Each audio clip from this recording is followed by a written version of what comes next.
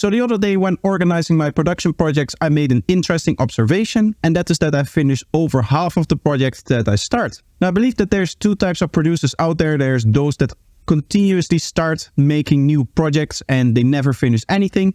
And then there's those that basically finish everything that they make. And I think, of course, part of this has to do with how long you spend on each project. And in that vein, I can tell you that in totalities, I would say that every project that I work on that I actually finish has more than 100 hours of time put into them. And that just purely has to do with the fact that psytrance is such a complex genre and that it requires a lot of sound design, which I'd like to do all personally myself. I don't really like to rely on too many presets. That doesn't mean that I don't use any presets at all or that I don't have any like speed up workflows kind of techniques, but I still like to just sit down and like make my own sound design and make my own stuff from scratch. And of course, that takes a lot of time. And the reason why I'm bringing up that part is because I think the amount of time that you spend on a project is significant into how easy it is to actually finish a project. If you're working on an easier genre with, for example, like beat making, where you see a lot of people just making many beats in a day, it's much easier to actually finish projects, I would say. Because of course, the amount of commitment that you have to do in just purely a time investment away is much less if you want to finish a beat that takes you an hour to make or that takes you 2 hours to make or something like that, versus a track that takes you 100 hours to make. Now, as I said, we have this really high amount of tracks that I'm finishing, as well as this high amount of time that I need to put within each of the tracks. So there is something that has to give, and that is just the amount of projects that I start. And the reason for that is because I like to make sure that I'm actually getting to finished projects. I really value, finishing actual music and making finalized projects. I like to have at least a concept before I even start a project. Having to have a concept before you start experimenting and before you start a new project where you're going to explore that concept means that you need to come up with concepts before you come up with the idea of starting a project. And that, in my opinion, is much harder to do than just hitting the start project button and starting to experiment and seeing where it goes. So honestly, those are the main factors. I just really like finishing things. And because I like finishing things, I don't like starting new things. That doesn't mean that I don't have like many projects that I'm working on. To show you the amount of projects that I'm currently working on, here we have an overview of all of the projects that I'm like currently working on that aren't in the finished state. I guess there's one that is technically finished, but I still need to do a little bit of details there. I guess there's a few of them that are like technically finished and that they just need a few detail things done, like the Colors Remix 110, 112, and 115, I believe. Either 115 or 116, I'm not quite sure which of the two is the one that is actually finished. But even still, you can see that there's quite a significant amount of projects that I have in parallel. 109 is a project that is very interesting, but is taking a lot of time, and it's not a project that I've been working on a lot, so this still needs the whole second half of the track being done. And anything from 118 up until 122 is the stuff that I'm currently working on. So essentially the way that I'm not getting burnt out of projects that I'm spending 100 hours of production time on, or not production time, but 100 hours of work time. That also, of course, includes the mixing stage and the mastering stage. But not getting burnt out on any individual project is just done by having many different projects in parallel. And that means that what often happens is that I discover new techniques and I discover new ideas that I can then take to the projects that I haven't worked on for the longest time. And that usually means that anytime I restart getting back into a project, I get to delete a whole bunch of elements and get to replace them with new ideas that generally just elevates the track to a whole nother level. I know for a lot of people, this is the stage where they usually don't like working on a project if they have to go back into an old project and they have to listen to all of the elements that they have previously made that they now say like, oh, that doesn't work anymore. I don't really like the sound of this. You can hear that I was making all this stuff so long ago that I now know that all of the stuff that I'm making is just not sounding good anymore. That for me is really a nice incentive to just throw everything that I don't like about the project away and just start implementing new ideas into the project. Now, the other thing that this workflow leads to is that there's projects that just sit around for a very, very long time. Take, for example, my second album, which, as you can see from the title of this stack here, doesn't even include any of these tracks over here. But all of those tracks are, I believe, started either in late 2023 or very, very early 2024.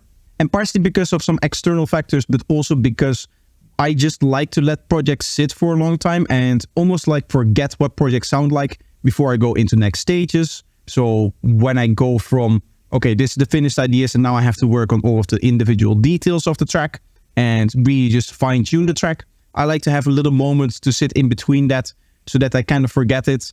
And as well with the mixing stage, so that I'm not influenced by the production anymore. I get to really forget the track and then come in with a fresh mind and just see what all of the balances need to be between all of the elements. In the case of my second album, I didn't do this for the mastering stage. I essentially pretty much immediately started with the mastering stage when I finished the mixing stage, and that was just to get it over with as quickly as possible. But even though the tracks are finished, I still have some other works that I need to do. Of course, a lot of promotion material needs to be made and all of that kind of stuff, which also takes a lot of time. But all in all, it's gonna be at least 2 years that I've been working on this second album in its totality, in the final products that I'm going to be releasing. And that means that I get to almost like let it simmer for a while. And I think that really increases the quality of the final product.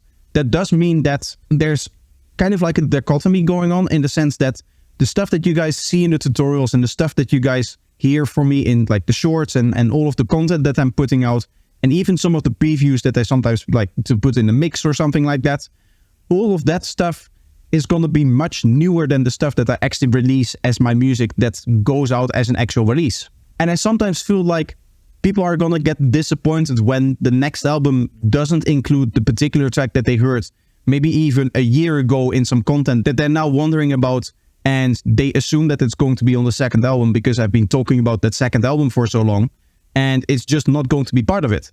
Like, being really slow has its positives in that you can really let it simmer for a while and get a nice quality out of it, but it's also going to be the productions of 2 years ago at some point. And that means that all of the hype that I might be building with some of my content for some particular track that people really like in the content, that hype is going to be over by the time the track actually releases. So this definitely is a workflow that doesn't come with just purely benefits, but what it does do for me is that it really makes every track matter and every project matters. And also, all of the projects that don't immediately catch on for me, they tend to just vanish immediately. So just going through a couple of projects that I just haven't worked on, let's go through some of the more recent ones here.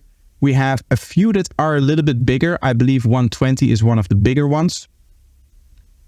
It's not even, so this is a smaller one as well. Which one is it then? It's 121. 121 is an active production. But 120, I guess this one was one that had a little bit of content made of it, but I ended up scrapping it because 121 essentially just replaced it. But say like stuff like 117, which didn't end up being a nice idea, I scrapped it almost immediately. And you can see just by the low size here that this is really a small project. Same is going to be true for, say, 114 here. And we can look at some other ones that were scrapped. There's really few projects that get scrapped in here. 117 was the other one. 118 is a active production. 119, 120 is not active. But 121 and 122 are active. And I guess the last inactive project here is this guy, 104. So you can see how many of these projects I actually finished. Some of these are for the album. 105, 106, 107, and 108 are all for the album. And then all of this is basically essentially all stuff minus 2 projects that I'm still actively working on. Actually, minus 3 projects that I'm still actively working on. So we can essentially say that I finished almost all of my music. Oh, 111 is also a project. Yeah. So 4 projects out of the batch from 109 up until 122 is stuff that I am not going to finish. Also, looking at when I started this project, you can see that the project was actually started, I believe, created on the 3rd of September 2024. So almost a year ago. And in that year, I started this many projects plus 2 more. There's 2 other projects in here that I started that just don't have a number to them. So that is how you finish all of the projects that you started. I wasn't going to say that you're actually going to finish many projects. As you can see, this workflow doesn't really lead to many finished tracks. It does lead to a lot of fun production though, because you're never really worried about deleting the stuff that you're working on. So hopefully you can use some of the things that I've talked about in this video to finish some of your projects as well.